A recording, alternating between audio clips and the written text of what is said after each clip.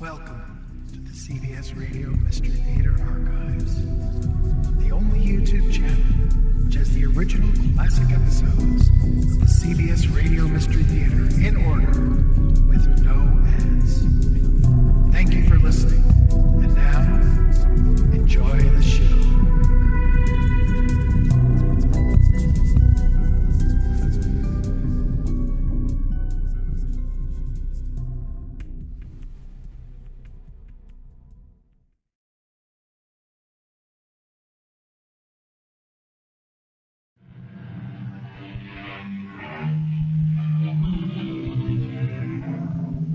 Come in. Welcome. I'm E.G. Marshall. In his Psalm of Life, Henry Wadsworth Longfellow says, "Trust no future, howe'er pleasant. Let the dead past bury its dead. Act in the living present." The trouble is that the past so often refuses to stay in its place, and the dead invade the living present, or at least the memory of them does, to shadow both it and the future, as you will find out if you listen to this particular tale. Wait a minute, Buck. Are you suggesting that Joe Coslow had anything to do with Pete Stein's death? That's what I've got to talk to you about. Because Andy Hassler and Tom Pierce also died on that same date. I want to tell you, buddy, I am scared stiff. I figure one of us has got to be next.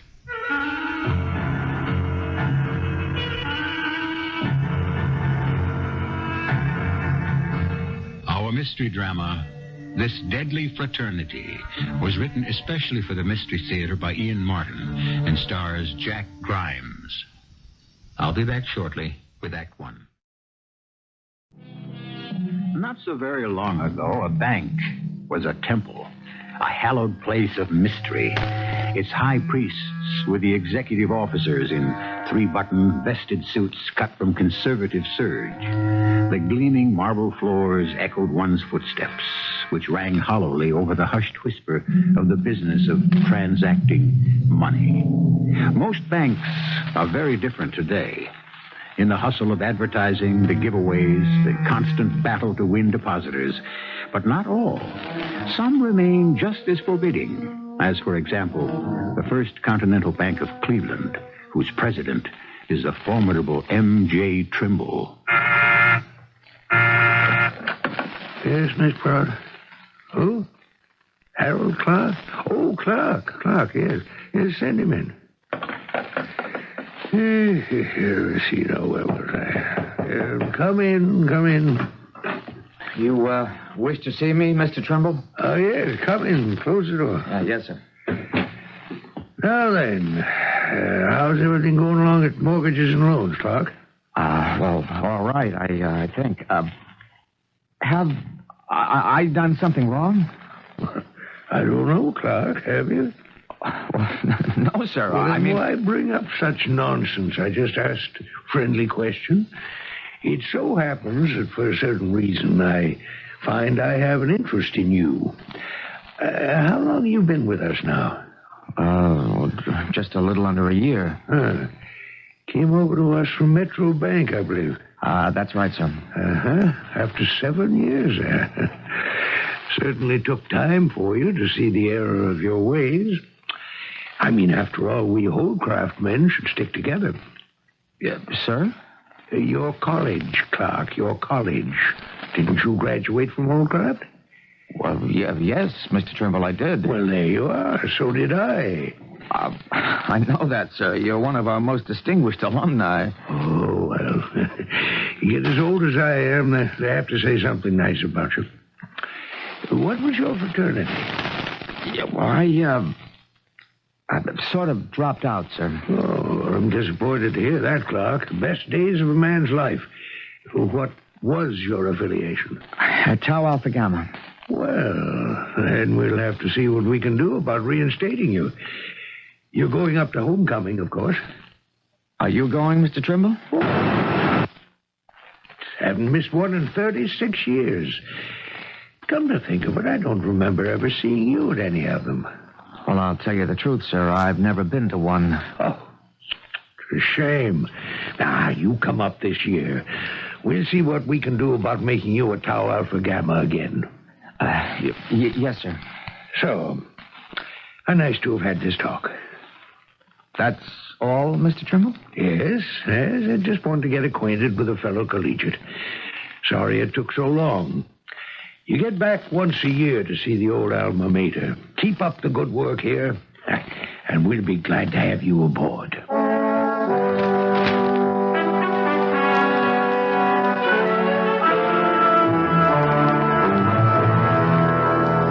I don't see what's got you in such a lather, Harry. Helen, I just got through telling you. So your boss suggests you should go off on a little jaunt to your college homecoming. What's so terrible? He didn't suggest. It's an order. All right. If it'll keep the old boy happy, it's no skin off your back, is it? You might even have a good time. I won't have a good time. All right, then. Don't go. If I want to keep my job, I've got to go. That's the message I got today, loud and clear. Nonsense. Oh, it's true. Sometimes I wonder about you, Harry. Huh? Honey, what is it makes you so uptight all the time? You're like Chicken Little, always afraid the sky is going to fall on you. I'm sorry, Helen. I always have the feeling that something haunts you. Way down deep, like it was something you buried a long time ago and keep being afraid wouldn't stay that way.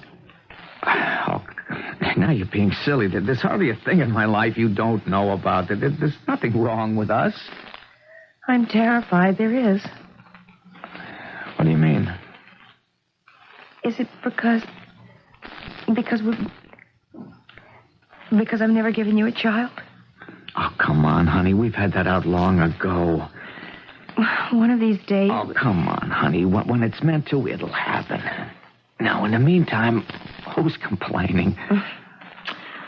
I guess maybe I am. Oh. I find it gets sort of lonely around the house days, and now that you're going off on a weekend jaunt with the big boss and starting to plan nights out with the boys... Hey, hold on. Wait a minute. I'm not going with MJ. I'll have to get there by myself. And what's all this about going out nights with the boys? Well, isn't one of the ideas you're going to join up with your old fraternity again? No. But I thought that was part of MJ Trimble's master plan for you. I don't want to have anything more to do with Tau Alpha. Why? Didn't you have a good time there? No. Yeah. I mean, it's not my style. I think maybe you ought to make it your style. Look, let's stop talking about it. It just doesn't matter. I think it does. No, I'm not going. Harry, now there's that old bugaboo again. Why are you so afraid of going back to a college you graduated from with honors? It isn't the college. I'll get it. Hello? Hello? Mrs. Clark? Yes. MJ Trimble here. I wonder if I could speak to your husband. How do you do, Mr. Trimble? Of course. It'll just take a moment to get him. He's in the other room. Who is it? Why did you say I was in the other room? It's Mr. Trimble. And I wanted to give you a chance to think before you talk to him. Why? What does he want? I don't know. But before you answer him, think, darling. Oh, for heaven's sake, Helen, give me the phone. Hello, Mr. Trimble. Clark? Boomer Johansson just called me, and he won't be able to make it next week. He'll be out of the country on State Department business. You remember the old Boomer? Yeah, well, I don't believe I... Class of 38. Old Crap's first All-American. Anyway, since he had to cancel, that means there'll be an empty seat on our bank's jet. So, I'll fly you up and fly you back. Can I count on you? Well, yes, Mr. Trimble. That's very kind of you, sir. Nothing at all, my boy. Just gives you a notion what a fraternity brother can mean to you. Especially a big one. I'll have my secretary give you the flight time and any other pertinent details. Well, what happened? Why, he hung up. What do you want? He wants to fly me up to the homecoming. And you accepted? I didn't know how not to. Oh, honey, I'm glad you did. I promise you, you'll never regret it. I sure hope so.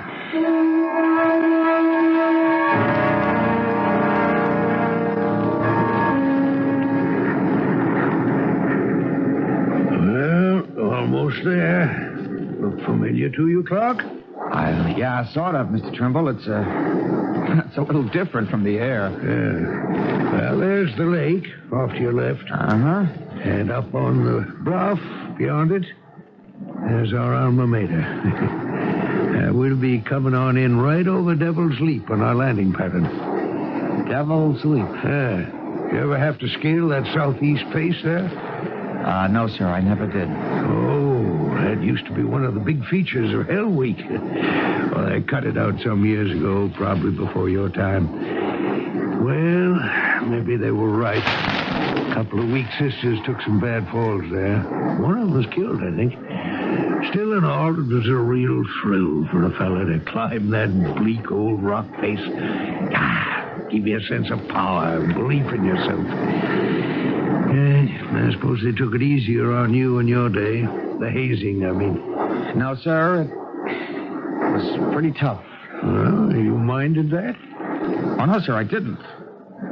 Not then. Oh, look there. Well, what's that, sir? Don't you recognize it? Right near the bluff. Last house on the road there. That's the old Tower Alpha house. Recognize her now? And I'll never forget it.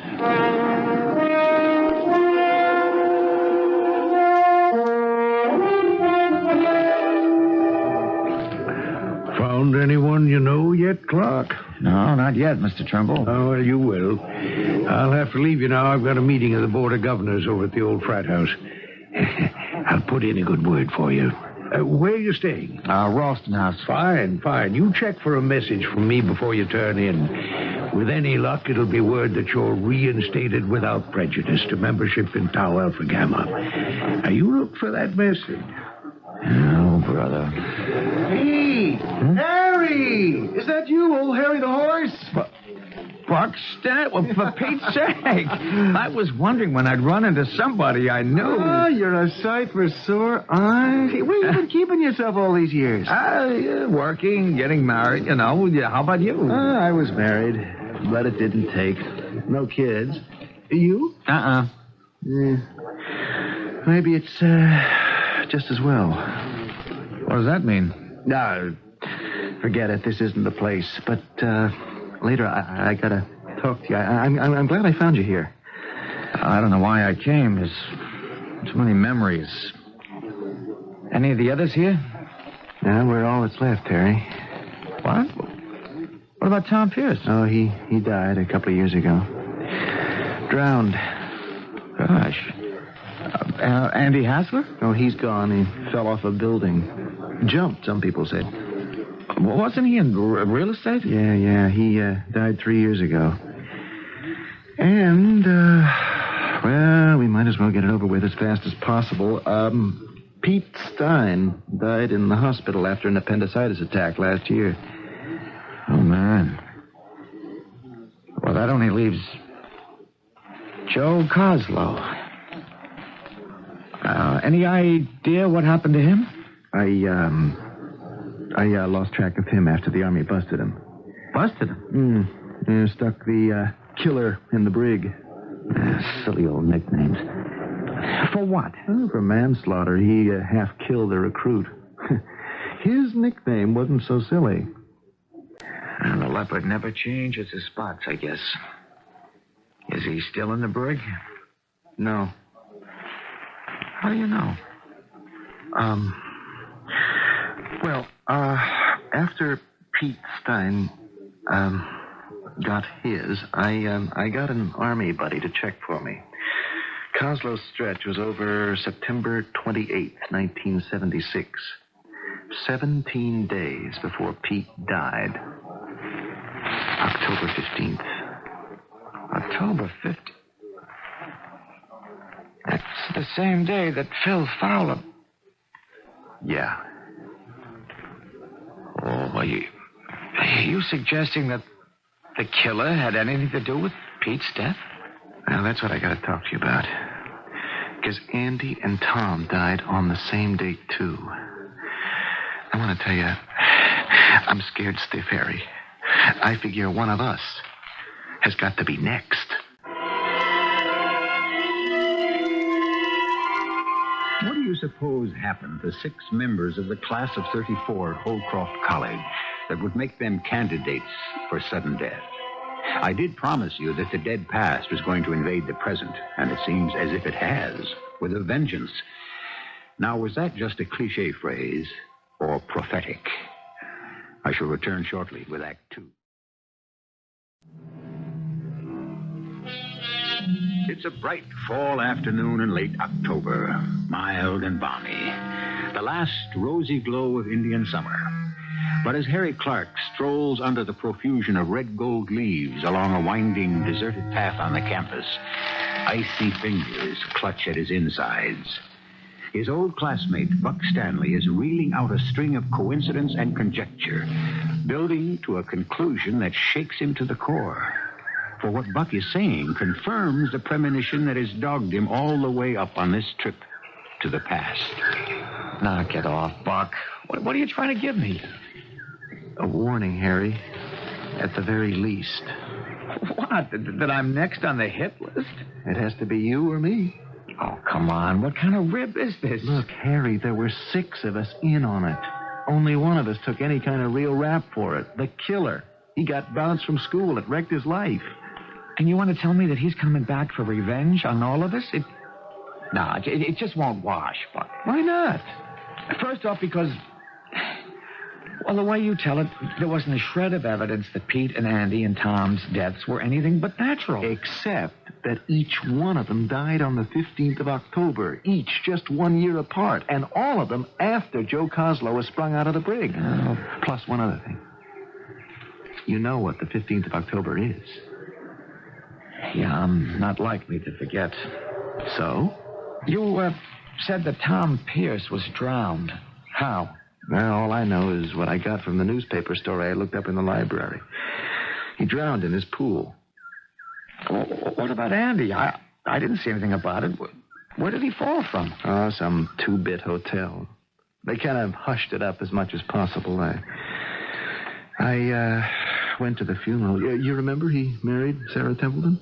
He did? Yeah. She took it pretty bad.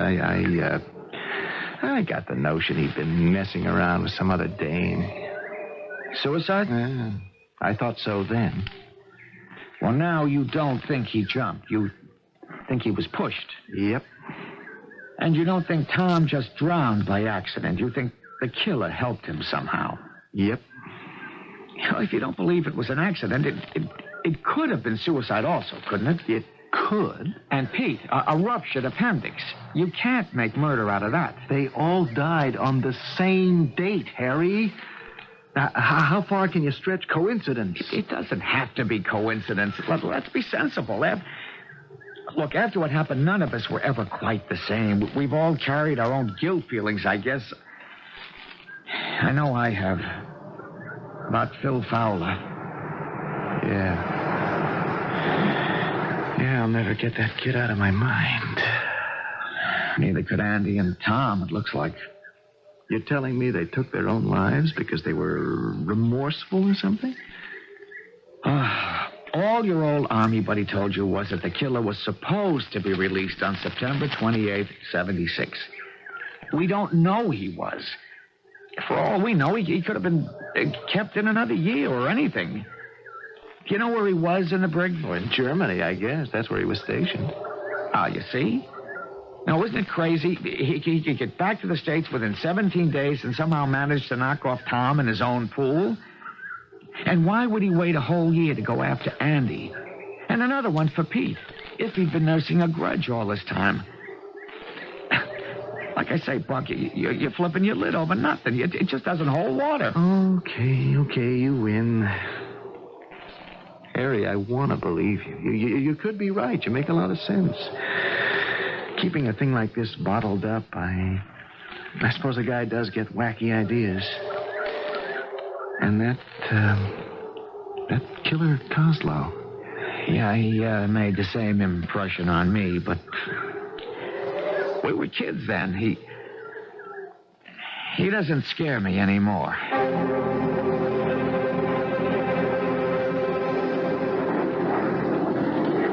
How'd you enjoy your weekend on the old campus, son?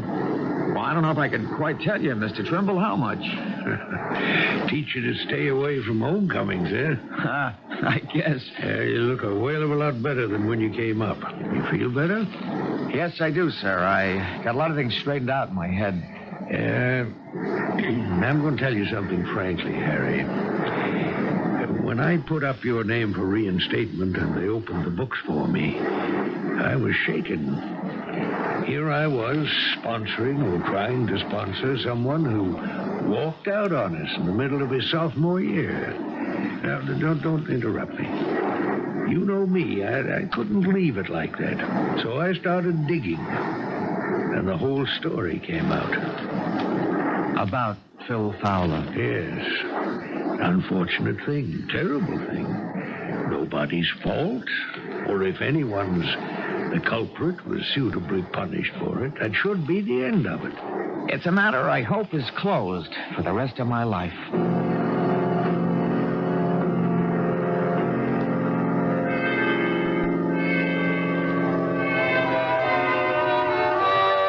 Oh, darling. Darling, I can't tell you how happy and delighted I am. About what? You.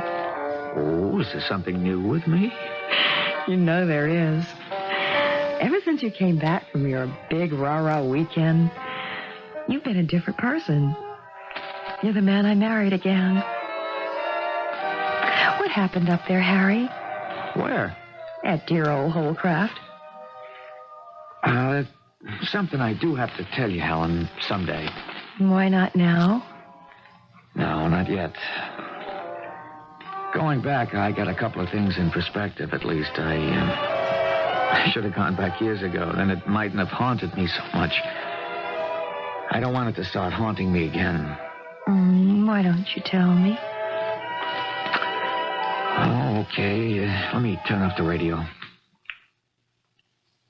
When I went to Holcroft, there was a guy 2 classes ahead of me called Joe Coslow.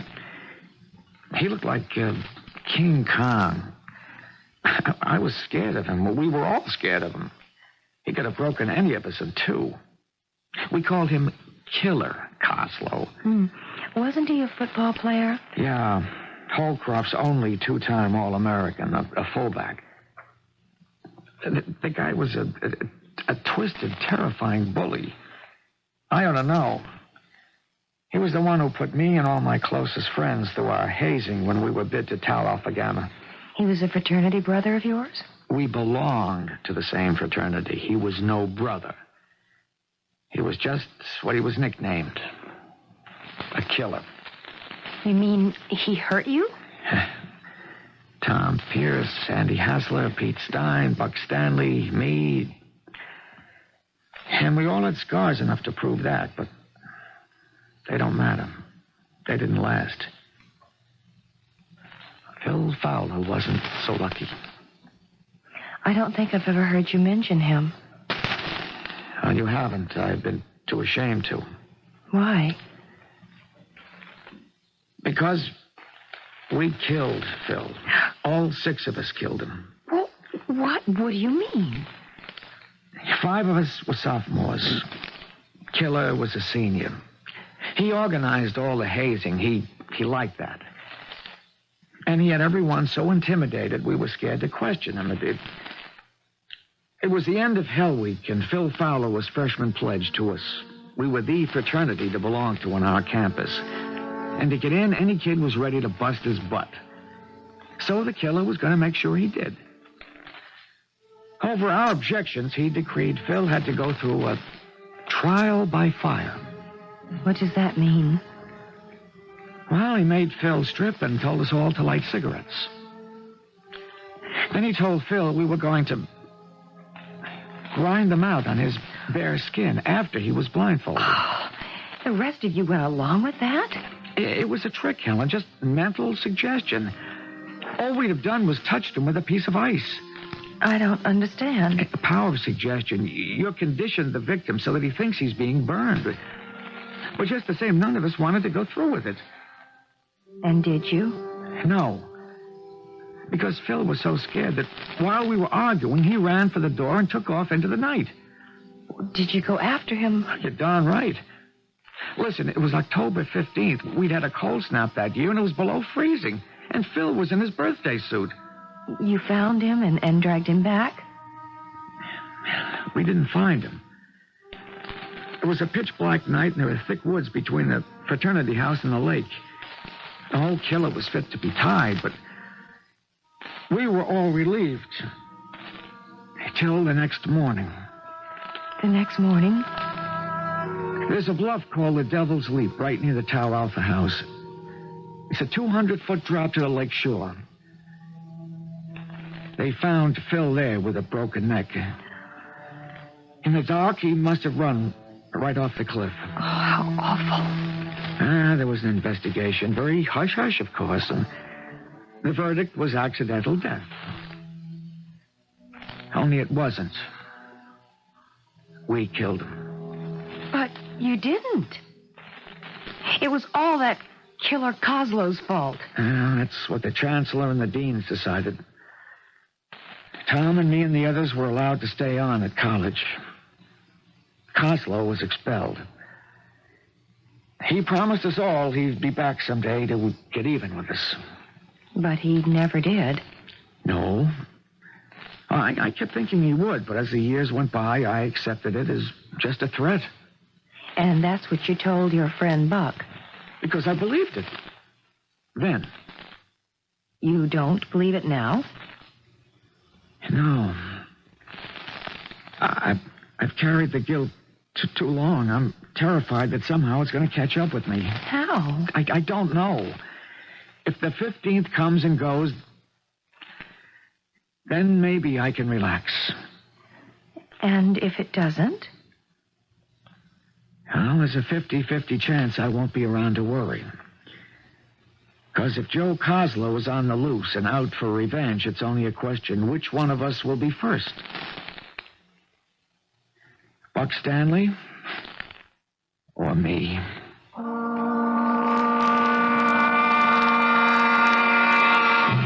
And though circuitous and obscure, the feet of Nemesis, how sure. Those are the lines of the Victorian poet Sir William Watson. And Nemesis is the ancient Greek goddess of retribution, who takes many forms. Is the form in this case the hulking figure of the brooding, brutal killer Coslow? I shall return shortly with Act 3.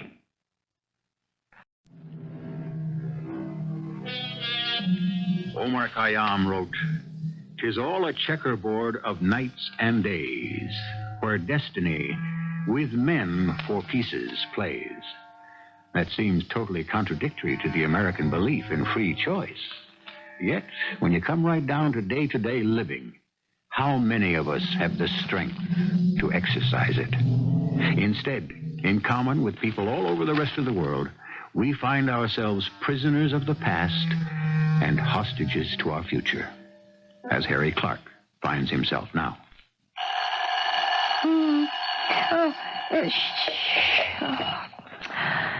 Harry. Harry? 7 o'clock. Time to get up. I don't want to get up. You don't want to be late for the bank, do you? Oh, I didn't mean because of the bank. I'm afraid to get up. Why? Oh, you know what date this is?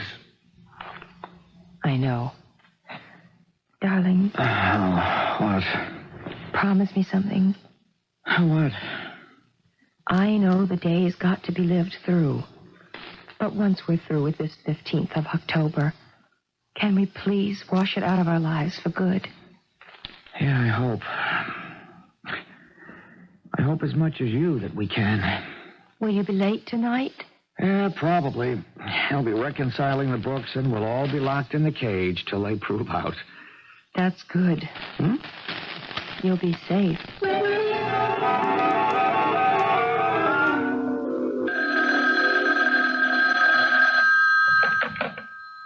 Hello? Hello. Is this Mrs. Clark? That's right. This is Buck Stanley. I'm an old friend of your husband's. Oh, yes, I know. We've been talking a lot about you. I don't mean to be rude, Mrs. Clark, but this isn't a social call. Is Harry there? No, I'm sorry. He's at the bank. Oh. Well, look, could you give me the number? It wouldn't do any good. You couldn't reach him. Oh, when can I reach him? Well, I could give him a message as soon as he gets home. All right. Tell him to call immediately. I'll be waiting. My number here is code 901-555-5111. I'm in Toledo. Do you have that? Yes. Any message? Tell him it is literally a matter of life and death. Tell him that he's turned up again. That we were wrong. It isn't over and done with, not by a long shot. What do you mean? Hello? Hello? Mr. Stanley? Mr. Stanley, can you hear me? What's happened?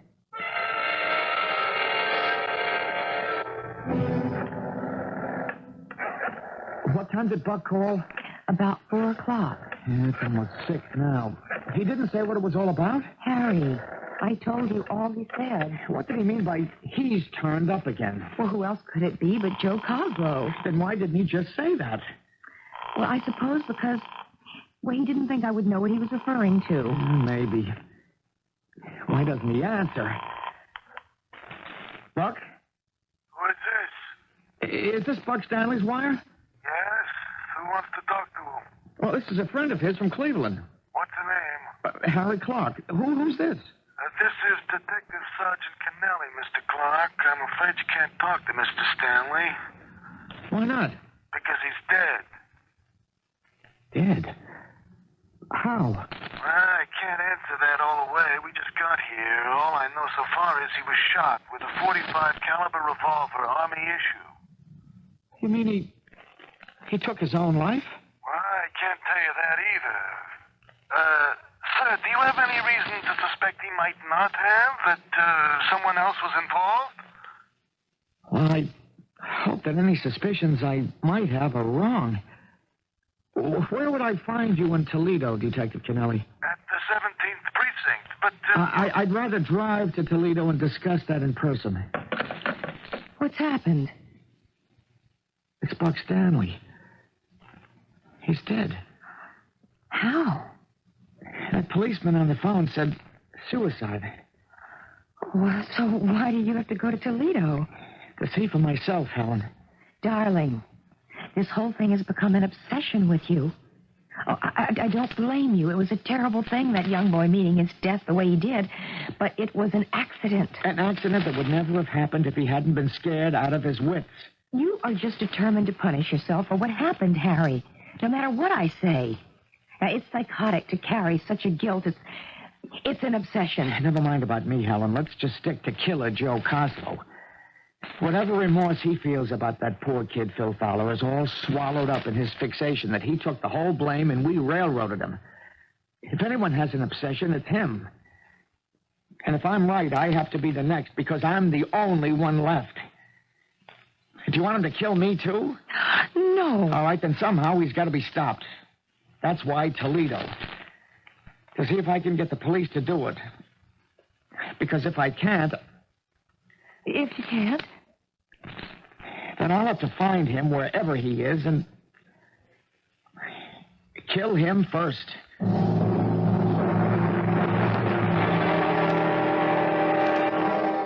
You can see for yourself, Mr. Clark. It's a classical suicide picture. He was seated at the desk. The bullet was directed directly to the brain. Death was instantaneous. The gun dropped from his hand to the floor, and there are no other prints on it than those of the deceased. I'm afraid you've had a long trip for nothing. In spite of what I told you? We're checking all through that now, but to the best of our knowledge, there was no one like the man you describe in Mr. Clayton's acquaintance. And we have no reason to suspect anything except death by his own hand. You're absolutely sure of that? Mr. Clark, in my business, you learn to be absolutely sure of nothing. We live by a series of educated guesses. So you're just going to let this go at that? No, sir. I don't close any files till I'm certain. Because of you, this one's going to remain open until... Until what? Well, until we check out this Joseph Coslow of yours. Are you working on that now? Mr. Clark, I'm only one detective sergeant in the Toledo police force. I got all I can handle with my own local problem. But for your information and my own, I am checking. But I can't do what you want me to do, get results yesterday or even today. You're just going to have to wait till tomorrow. And the best I can promise you is I'll stay on it and keep in touch. It's awfully important to me. Yeah. You drew me a picture. I believe my life depends on it. Sir, if I get word, I'll be in touch. And if I don't hear from you? Yeah, then we're both out of answers. And that's what we got to live with.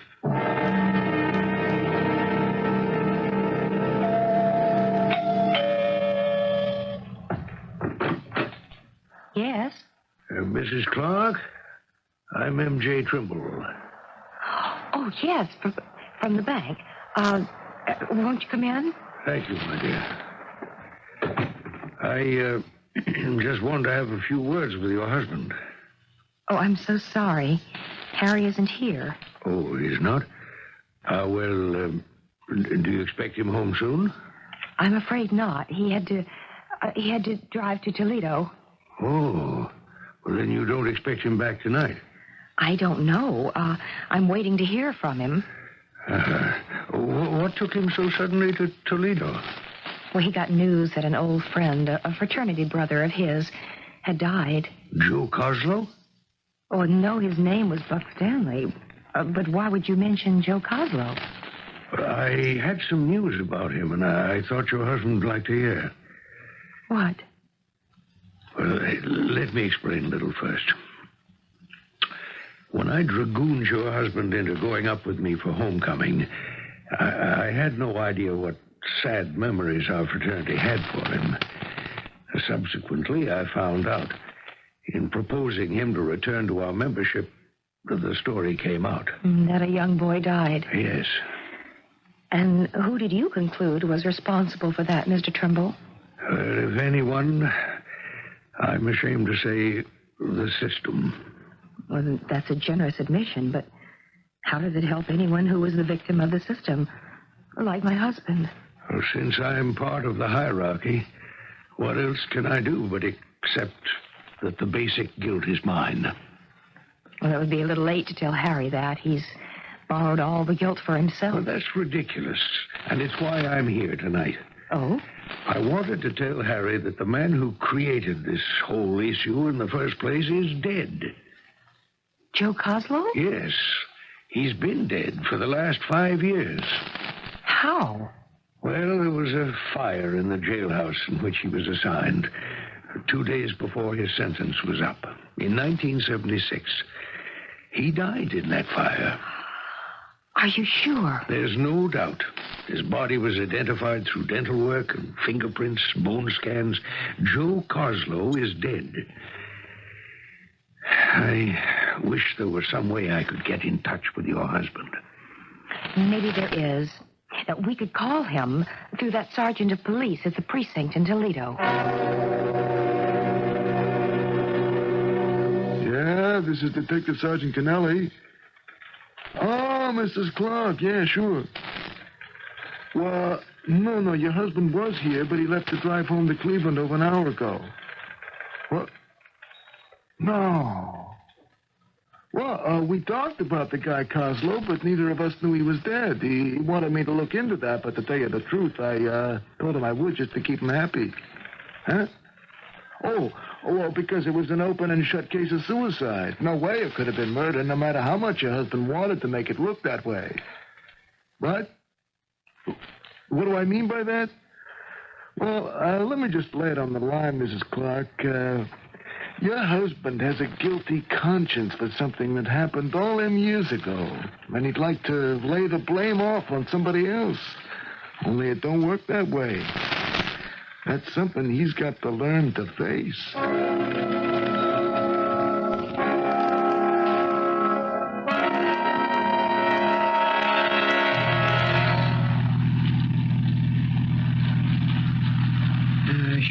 Helen to let her know I was on my way home. It's too late now. And I don't want to stop in this weather. Perhaps it's just as well, Harry. Phil Fowler. What are you doing here in the car? It's still not quite midnight, Harry. This is my one day on Earth each year. So it was you. It never was Joe Coslow who was looking for revenge. It was you all the time. Quite right, Harry. You killed them all. Oh, no. Correction, please. They destroyed themselves, just as all of you destroyed me. What did you mean when you said it was just as well I hadn't stopped to call Helen to tell her I was coming home? Isn't that obvious? You're never going to get home. I won't let you stop me. Oh, I won't stop you. You'll do that yourself. What do you mean?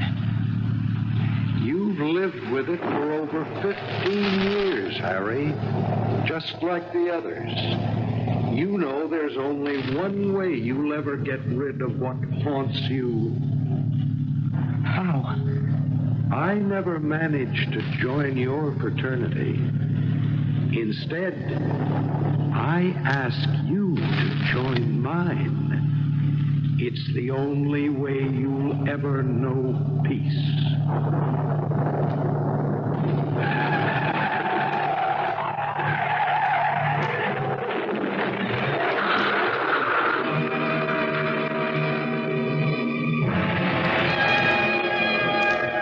There were many tragic automobile accidents on the night of that October 15th.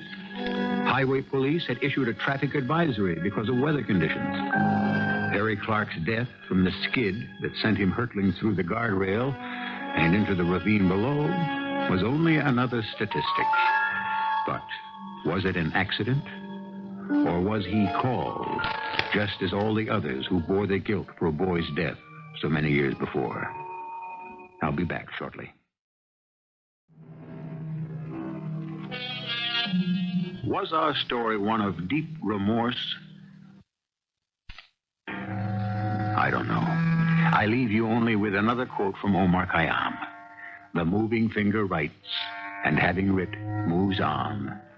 Nor all the piety nor wit shall lure it back to cancel half a line, nor all your tears wash out a word of it. Our cast included Jack Grimes, Veleka Gray, Court Benson, and Russell Horton. The entire production was under the direction of Hyman Brown. I hope you enjoyed this episode of CBS Radio Mystery Theater. If you've enjoyed this and want to hear more, please subscribe to this channel. You can also visit my other